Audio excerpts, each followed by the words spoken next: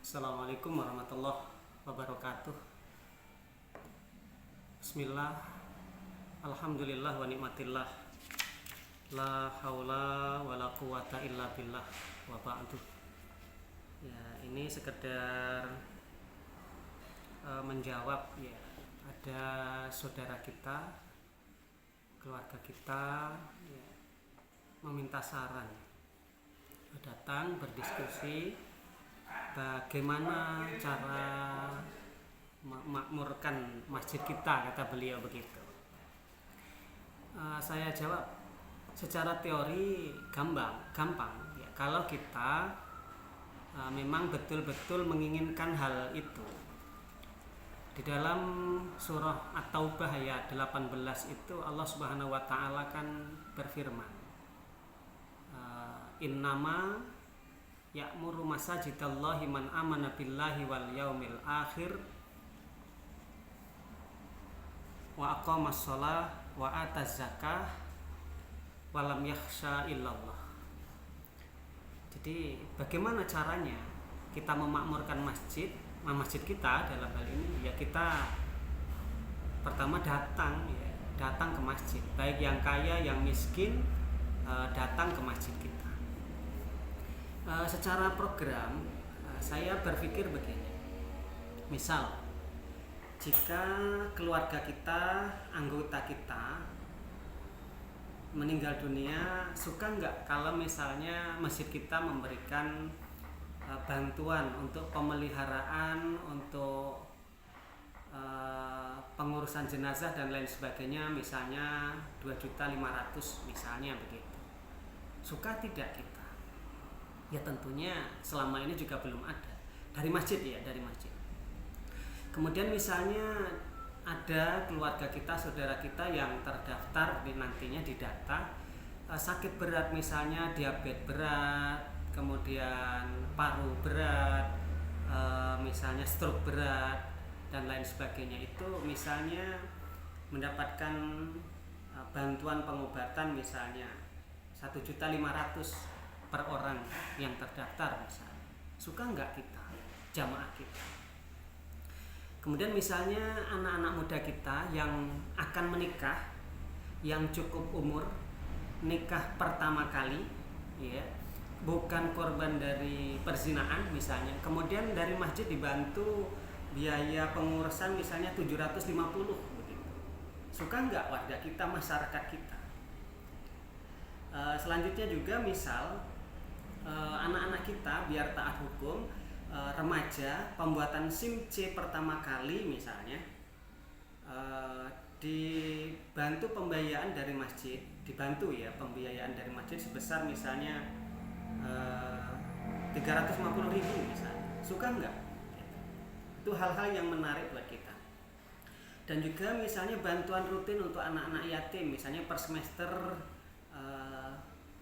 750 untuk membantu pembiayaan pendidikan mereka. Suka nggak kita, keluarga kita atau anggota kita misalnya, keluarga kita dalam kondisi demikian. Kemudian juga di lingkungan warga masyarakat kita ada anak yang disabilitas berat ya begitu, tidak mampu apa-apa.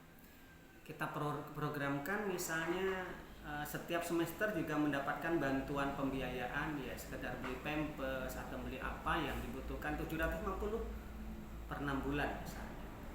Atau misalnya naudzubillah ada korban nafsa, narkoba dan lain sebagainya, ingin rehabilitasi, kemudian kita fasilitasi daftar dan lain sebagainya ke BNN, dapat bantuan pembiayaan misalnya 2 juta misalnya. Dipancing hal-hal semacam itu, saya kira warga kita ya, jamaah masjid kita, saya kira suka. Kemudian pertanyaannya, sumber biayanya dari mana? Nah kan begitu. Kita infak sukarela, siapapun yang mau mendaftarkan keluarganya berdasarkan KK, daftar ke masjid misalnya, berapa biayanya? Per orang 2.000 per bulan.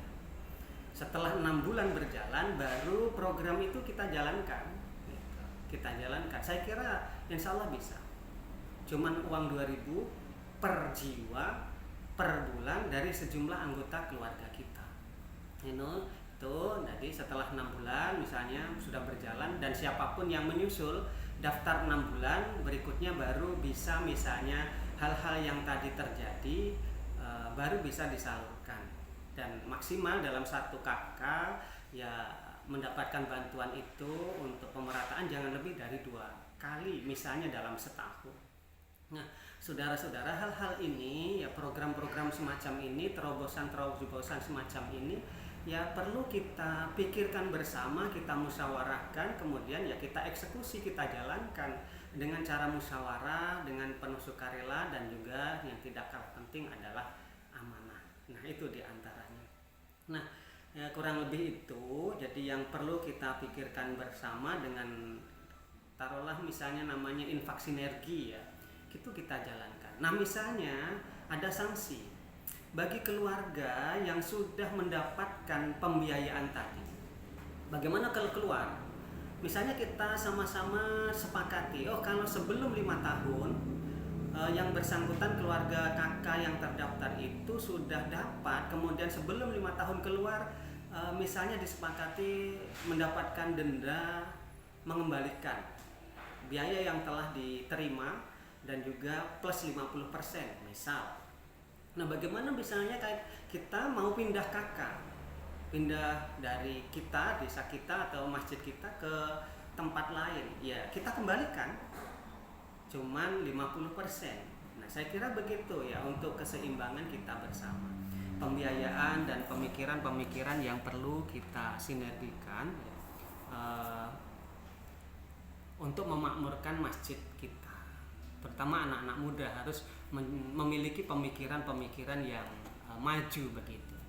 Kalkulasinya jumlah kakak kita ya kan tidak kurang dari 250 kakak.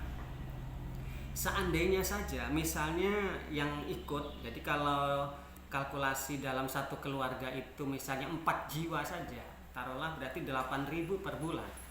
8.000 per bulan itu misalnya ada 50 kakak yang ikut, kurang lebih dalam 6 bulan terkumpul 2.400.000. Nah, bayangkan misalnya 250 kakak itu ikut semua. 8.000 kali 250 kakak itu kali 6 bulan. Jadi per 6 bulan saja terkumpul 12 juta.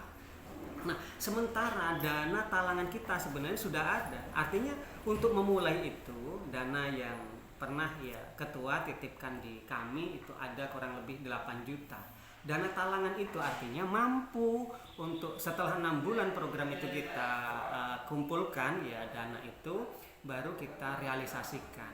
Ada hal-hal yang tadi kita sebutkan baru kita bisa bantu begitu.